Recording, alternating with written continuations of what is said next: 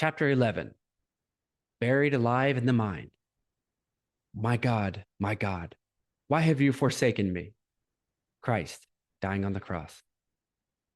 Rock bottom apparently had a basement. It didn't matter what I did.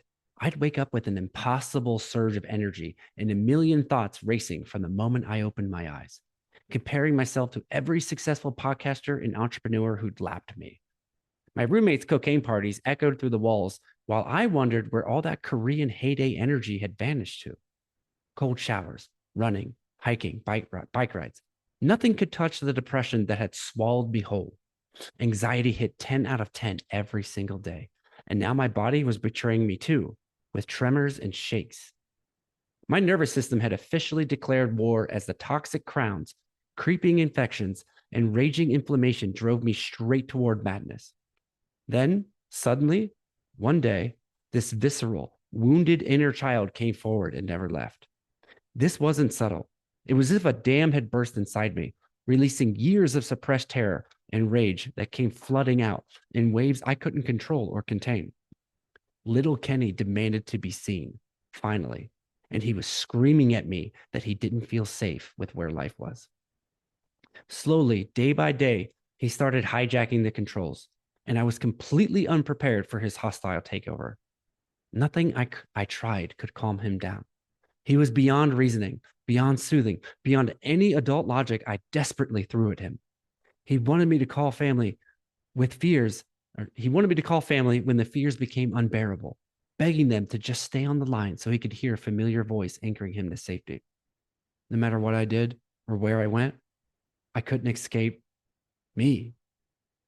The day a handyman showed up to repair our leaky ceiling, he kept studying my face while he worked. Finally, he asked me if I was some kind of actor or celebrity.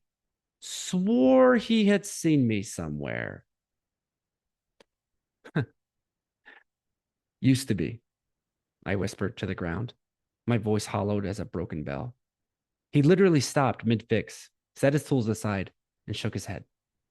Man, look at yourself, he said, referring to my muscular physique and yet clearly seeing I was depressed. I'd trade places with you in a heartbeat. If you don't make $1 million in this life, you've wasted a gift from God. His words, they cut through me like a hard knife. It was equal parts harsh reality and unexpected lifeline, showing me that even my darkest state, a complete stranger could still see something worth salvaging. People couldn't understand how this tall, ripped foreign model and actor could be so timid and lost.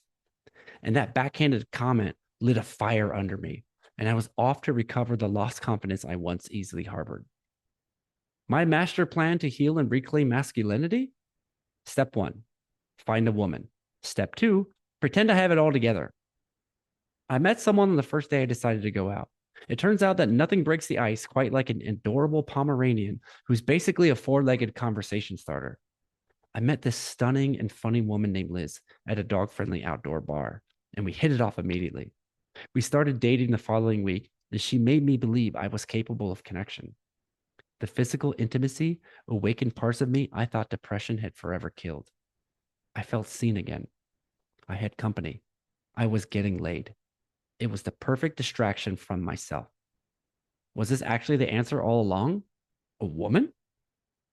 2 months into dating, I decided it was time to be honest with her, confessing how migraines and tremors made simple tasks like driving feel impossible on some days.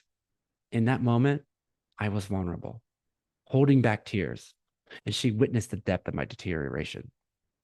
She broke up with me the following week, the first time I was ever on the receiving end of a breakup call, and it absolutely crushed me. It felt like a medical diagnosis. Too damaged for love, too unreliable for partnership. I understood her logic completely, which made it hurt infinitely worse. If I could even convince myself I was worth staying for, how could I expect anyone else to do the same? I was now somehow even more broken than before, and a hatred for life and every person in it took over. I wished I could plant even just 1 minute of my anguish inside of every human, so they could feel what it was like to be buried alive inside a body that looked perfect to the world. Your perfect, your spirit suffocating under the weight of expectations you no longer had the strength to breathe through. I wanted every person alive to know, if just for a few brief moments, what it felt like to resort to calling a suicide hotline because your own mind had become such a dangerous place to live that you needed a stranger's voice to remind you that tomorrow might hold even the smallest sliver of light. I wanted them to know what it was like to be trapped between the exhaustion of feeling nothing and the terror of feeling too much. To know what it was like to have years of memories crumbling away like old photographs left too long in the sun. I wanted every happy person to breathe smoke. Sadness had found an ally in rage, and together they felt like the only honest emotions I had left. Raw, unfiltered proof that something inside me was still alive enough to burn. But even this fire would eventually become another chain, binding me to a story of who I thought I was. When suffering becomes chronic, the mind begins to weave it into the very fabric of who we think we are. In spiritual terms, this is yet another powerful trick from our old friend, the ego, convincing us that our temporary mental state is our permanent essence. The depressed thoughts, the heavy feelings, the sense of brokenness start to feel like me rather than experiences passing through awareness. From a non-dual perspective, this identification is a case of mistaken identity on the deepest level. We forget that we are the vast, unchanging awareness in which depression arises and passes away, not the depression itself. We mistake the weather for the sky, the waves for the ocean, the clouds for the space they move through. This spiritual amnesia is perhaps depression's cruelest aspect.